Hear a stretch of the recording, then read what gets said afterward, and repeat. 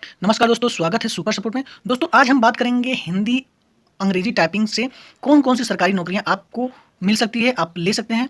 यानी कि अगर आप हिंदी और इंग्लिश टाइपिंग जानते हैं, तो आपको कौन-कौन सी सरकारी नौकरियाँ आपके लिए आप एलिजिबल हैं, योग्य हैं। और या अगर आप सरकारी नौकरी करना चाहते हैं और टाइपिंग बेस पे नौकरी करना चाहते हैं, ऑफ़िस में नौकरी करना चाहते हैं, तो कौन-कौन सी आप वैकेंसी आप भर सकते हैं। दोस्तों बहुत ही महत्वपूर्ण वीडियो है। दोस्तों वीडियो स्टार्ट करने से पहले मैं आपको बता दूँ कि मैंने बहुत सारी सरकारी नौकरियाँ टाइपिंग बेस पे दे रखी हैं, इसलिए मुझे काफ़ी अच्छा अनुभव है और वर्तमान में टाइपिंग बेस पे सरकारी नौकरी जूनियर असिस्टेंट के पद पर काम कर रहा हूँ उत्तर प्रदेश जूनियर असिस्टेंट के पद पे। और मैंने कई एग्ज़ाम टाइपिंग बेस पे दिया है जिससे मुझे थोड़ा-सा अनुभव हो गया है और वही अनुभव मैं आपके साथ शेयर कर रहा हूँ, जो आपके लिए फ़ायदेमंद हो सकता है। बढ़ते हैं। दोस्तों अगर आप सेना में रुचि लेते हैं या सेना में जाना चाहते हैं, तो मैं आपको बता दूँ सेना में CRPF, CISF, SSB, BSF, ITBP, इन सभी में हेड कांस्टेबल मिनिस्ट्रियल का का पद हर साल लगभग निकलता है। और हर साल वैकेंसी किसी न किसी में से इसमें से हर साल वैकेंसी आ ही जाती है और बहुत ही सम्मानित पोस्ट है, बहुत ही अच्छा पद है और इसका ग्रेड पे भी अच्छा ही है और बहुत ही आपको ऑफिशियल वर्क आपको करने को मिलेगा। इसीलिए अगर आप फोर्स में जाना चाहते हैं, पैरामिलिट्री फोर्स में जाना चाहते हैं, अगर आपकी ख्वाहिश फोर्स में जॉब करने की है, तो बहुत ही अच्छी वैकेंसी है। इसमें इसकी योग्यता मिनिमम 12th है इसमें योग्यता, और आपको टाइपिंग आना चाहिए, यही इसमें योग्यता है। और बहुत ही लाजवाब वैकेंसी है, बहुत ही लाजवाब पद है इसमें, जिसमें मैं आपको बता दूं, इसमें मैंने 2 बार मैंने सीआईएसएफ का एग्ज़ाम दिया है। एक बार सीआईएसएफ का मैंने टाइपिंग भी दिया है और एक बार दिया है बीएसएफ का दिया है, सीआरपीएफ का दिया है और आईटीबीपी का मैंने फॉर्म भरा है, मैं दे नहीं पाया। इसलिए मुझे लगभग इस सभी पैरामिलिट्री फोर्स के बारे में अच्छी जानकारी हो चुकी है। इसलिए कोई भी जानकारी अगर आपको चाहिए तो प्लीज़ कमेंट बॉक्स में ज़रूर कमेंट करिएगा। दोस्तों इन सब फोर्स के अलावा अगर आप एयर फोर्स में टाइपिंग बेस पे जॉब करना चाहते हैं, नौकरी करना चाहते हैं, तो एयर फोर्स में भी टाइपिंग बेस पे कई पद निकालते हैं।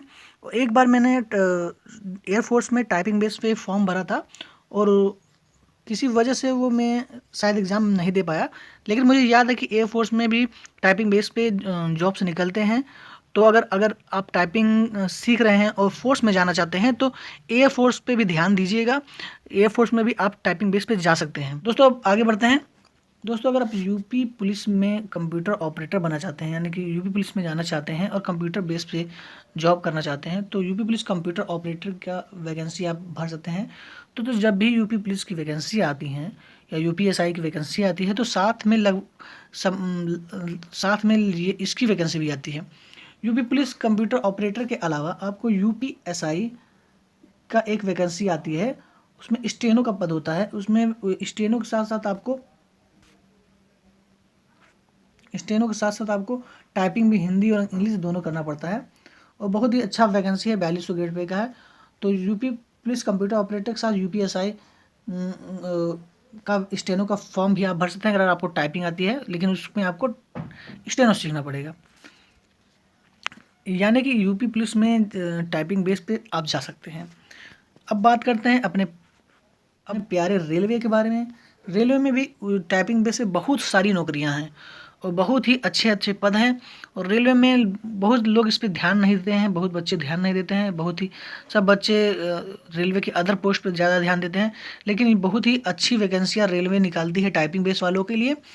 तो दोस्तों रेलवे में जूनियर क्लर्क कम टाइपिस्ट की वैकेंसी आती है। जब भी वैकेंसी आती है, इनमें कई पद जूनियर क्लर्क कम टाइपिस्ट के होते हैं। अकाउंटेंट क्लर्क कम टाइपिस्ट का पद होता है, ट्रेन क्लर्क का पद होता है, सीनियर क्लर्क कम टाइपिस्ट का पद होता है और जूनियर अकाउंटेंट असिस्टेंट का पद JAA का पद होता है। और दोस्तों मैं आपको बता दूं कि मैंने रेलवे में 6 साल सेवा दी है रेलवे में, इसलिए मुझे इन सब पद के बारे में भी जानकारी है।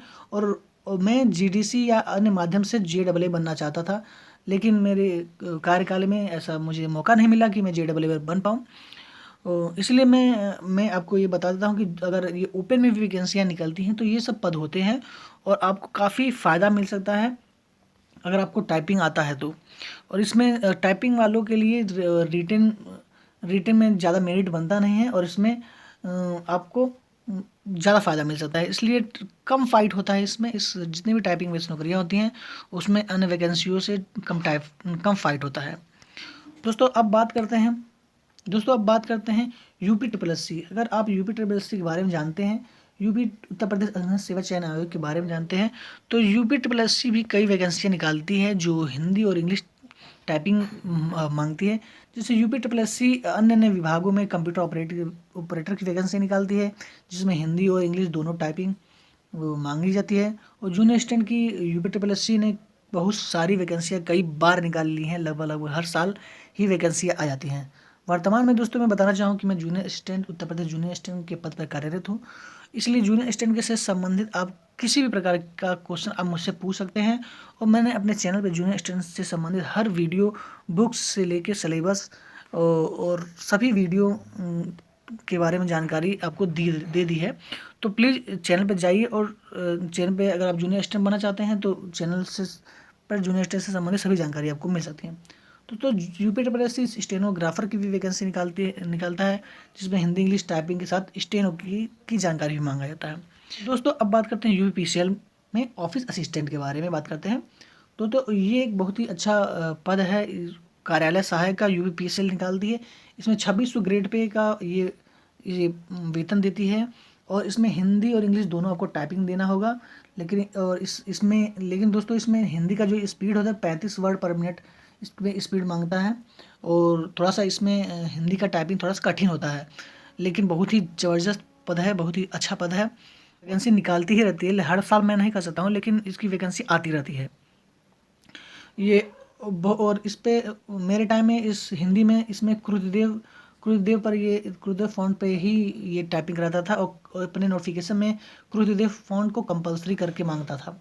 हालांकि मैंने क्रुद्धदेव सीख रखा था, इसलिए मैंने इसका एग्ज़ाम भी मैंने दिया है, तो इसलिए मुझे अनुभव है इसके बारे में। और ये वीडियो ही मैं अपने अनुभव के आधार पर बनाया हूँ। तो ये आप टाइपिंग से संबंधित किसी भी प्रकार की जानकारी अगर आपको चाहिए तो प्लीज़ कमेंट बॉक्स में कमेंट करिए और चैनल को ज़रूर सब्सक्राइब कर लीजिए। और अगर आपको वीडियो कैसी लगी तो उसको ज़रूर बताइए और वीडियो को ज़रूर लाइक करिए। थैंक यू, धन्यवाद, वंदे मातरम।